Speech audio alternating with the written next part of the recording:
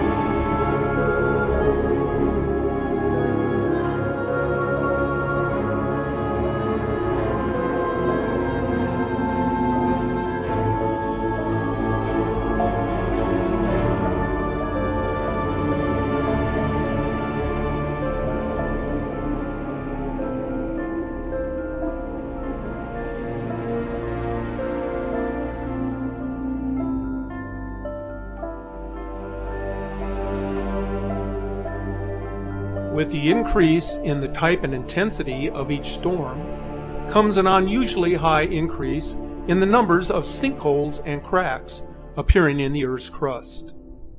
As the weather continues to become more extreme, it brings with it the continuation of stronger and longer heat waves, which in turn lead to more severe wildfires across the world.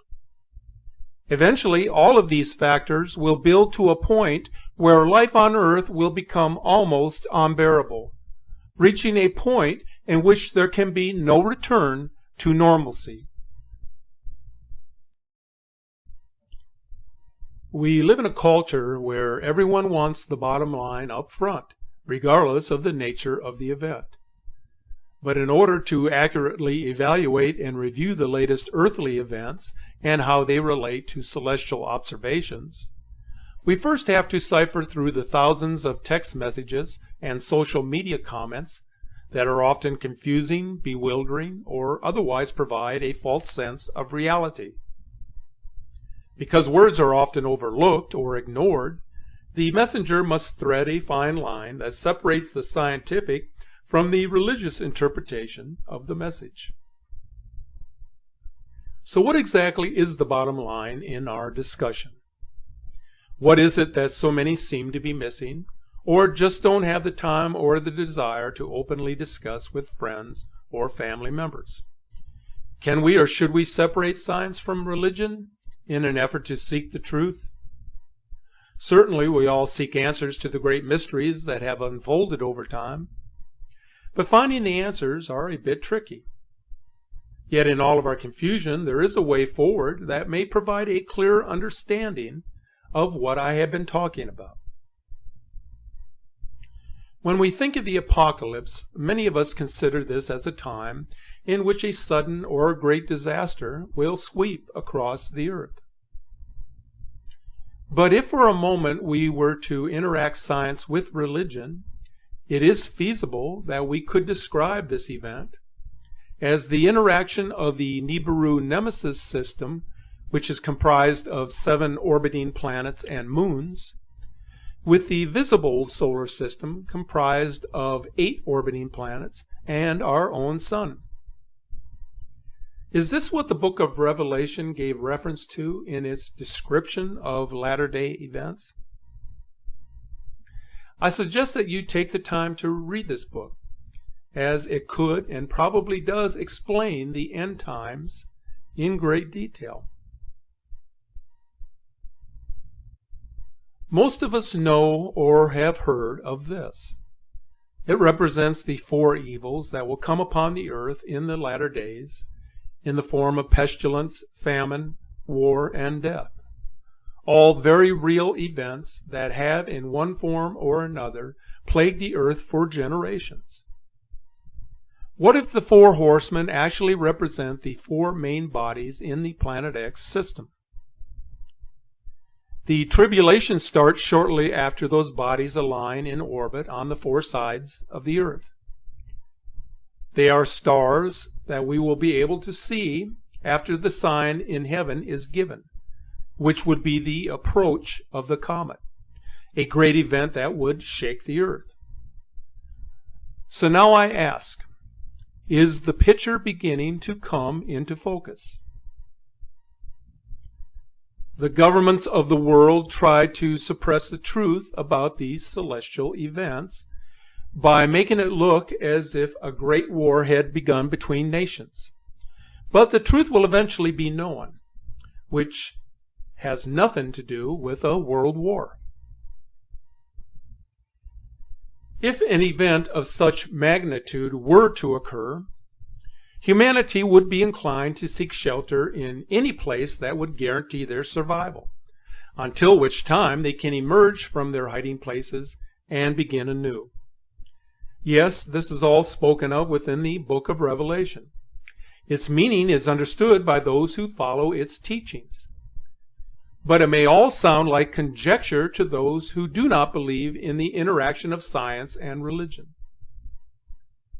But if you put all of what I just said into perspective, it could help you in your quest for truth. Maybe it will provide a clear picture of what is happening and why it is happening. So here is the bottom line when it comes to gathering all of the information that is at our disposal about the great events now transpiring on earth and what it means for each of us. The end times, as mentioned in prophecy, in the book of Revelations, and in the spoken word, is not the end of planet Earth or the end of all civilization. It is only the end of the world as we know it. In other words, it is out with the old and in with the new. It is the blending of the science of religion with the science of the universe. A time of reawakening with one's spiritual self. As with everything in life, there is a beginning and there is an end. But it is and will continue to be a matter of individual interpretation, until which time all things will become clearer and more understood.